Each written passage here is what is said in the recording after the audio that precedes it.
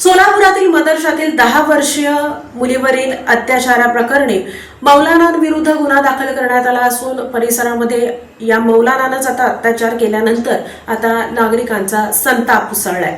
सोलापूर शहरातील एका मदरशात धार्मिक शिक्षणासाठी जाणाऱ्या 10 वर्षीय मुलीशी कथित गैरवर्तन व अत्याचार केल्याप्रकरणी 53 वर्षीय मौलानाविरुद्ध पॉक्सो कायद्यासह विविध कलमांतर्गत गुन्हा दाखल करण्यात आला आहे।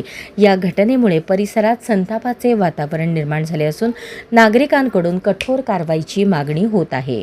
पीडित मुलीच्या वडिलांनी दिलेल्या तक्रारीनुसार मदरशात शिक्षण देणारे मौलाना मोहम्मद उमर मोहम्मद हुसेन रजवी यांनी मुलीशी अयोग्य वर्तन केल्याचा आरोप करण्यात आला आहे। तसेच इतर काही मुलींशीही अयोग्य स्पर्श केल्याचे फिर्यादीत नमूद करण्यात आले आहे। या प्रकरणी MIDC पोलीस ठाण्यात भारतीय न्याय संहितेतील संबंधित कलमे, पॉक्सो कायद्याचे कलम 8, 10, 12 आणि तसेच JJ ॲक्ट 2015च्या कलम 75 अंतर्गत गुन्हा दाखल करण्यात आला आहे।